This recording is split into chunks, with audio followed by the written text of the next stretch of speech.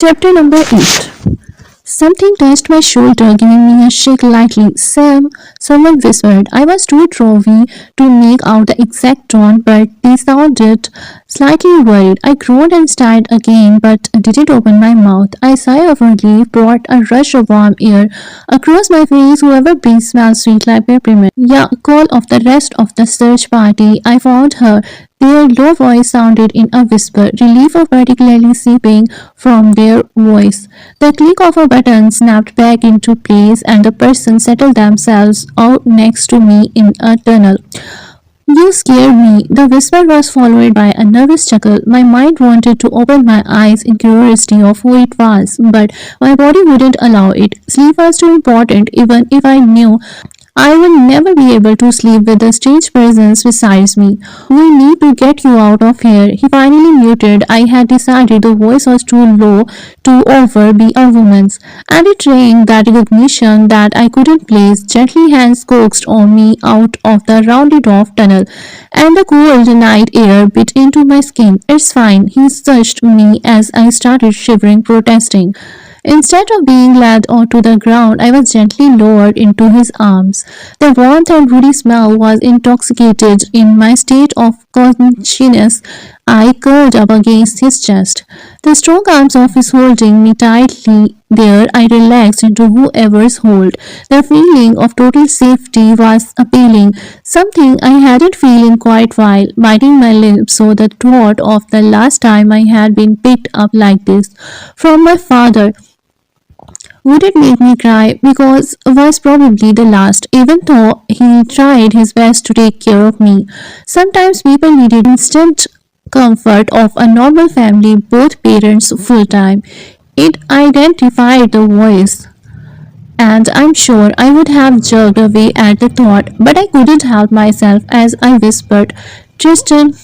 The room was dark, but not so much as I couldn't see the outline of everything in the room from the reflection of the moon in the window. Everything was illuminated, a calm pale white. This wasn't my room. Sitting up hesitantly, I looked around further, seeing the large room in full. It was simple, the decor a basic black palette, only a few pieces of scattered furniture neatly placed around the room in a tedious manner. Wherever I was most definitely a place I had been before. I threw the covers off me, the air cool against my arms, still uncovered by the t-shirt that I wore. It was grungy and dirty. I could see that even in the dark, the previous night's stay in the yellow tube gave me shivers. But luckily, the mere thought of it wouldn't bring tears to my eyes. They were already cried out. As my feet hit the wooden floor, I saw that I wasn't wearing shoes, so of course, why would I be wearing shoes to bed in someone else's bed? I glanced around quickly, my footsteps as close to silent as I could possibly make them. As I made my way to the door, to my advantage, the floor didn't creak like most wooden floors did. My face smashed into his chest as I walked right into them with an oof. The person stepped back quickly, but reached a hand out instinctively to steady me from falling backwards. Looking up, even the hallway was dimly lit, but I could see the faint glow coming from his eyes. Tristan, my whisper echoed in the empty hallway. He nodded and ushered me back into the bedroom, which I somehow allowed wordlessly. I was lightly pushed back into the same room, the click of the door shouting followed by the snap of the lights being turned on.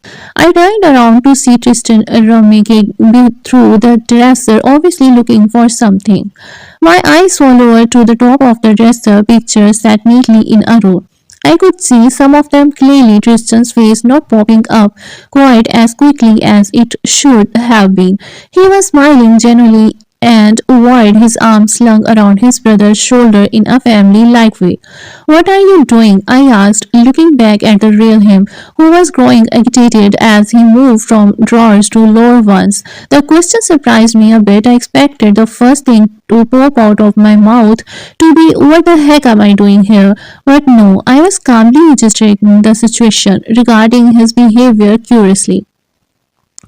Looking for something, he said, stating the obvious. The way he was looking through the drawers was like he knew where it should be. It just wasn't there. Found it.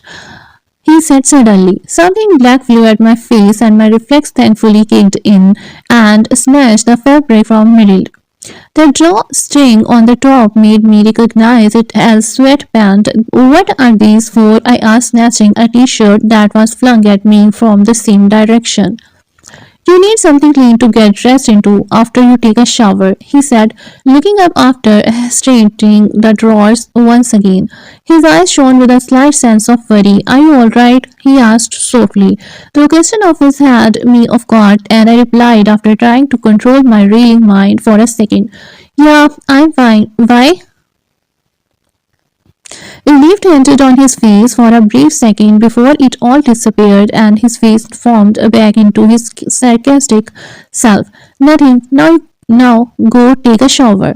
He pointed towards the bathroom behind me, my eyebrows knitting together, but I did as told and walked over the bathroom. Realization dawned on me this was his room, Tristan's room, and I had stepped in his bed. I could see my face light up a shade of red in the large mirror, but I quickly covered for it by stripping and jumping into the shower. The water clears the muscle that I hadn't realized were aching from being curled in a ball in the tube. I stepped hesitantly out of the steamy bathroom to see Tristan lying on his bed, on his back, eyes closed, deciding rather than try and sneak by unnoticed. I broke the silence. I'm really going to have to just give you guys a pair of my clothes to keep here so I don't forget to turn all the length out once. I scoffed as I threw the dirty clothes near the door, marrying the perfect appearance of the bedroom with my laziness. He couldn't answer, didn't even move an inch, his body still on the bed. Aside from the steady breathing, could he have fallen asleep? He was breathing steadily, his chest rising and falling with each slow breath. His face was relaxed and calm.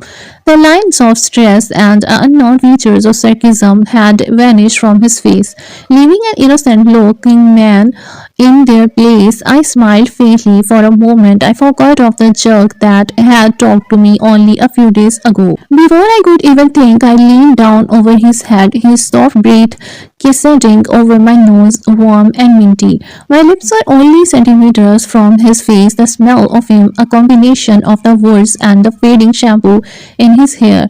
It only took me one breath to decide, and I pressed my lip lightly on his forehead. His skin aflame underneath my lips, I withdrew quickly before the sight of his own lips before me caused me to kiss him. I could feel the heat in my cheeks forming as I hurried out of the room, flushed with embarrassment again. I shut the door tightly behind me, leaving Tristan to sleep, and hopefully not notice how I had said good night. Why did I keep letting myself get caught up in his looks? I wasn't the person to go by looks. My eyes instantly went towards smarts, attitude, and overall personality. But with Tristan, it was different because I hadn't seen much of his personality, only the bad side, and yet my mind kept wandering off to the way his black as midnight hair curled on his forehead, or how his silver eyes would gleam with sarcasm, and a smirk always graced his face, accenting his laugh when he would make fun of me.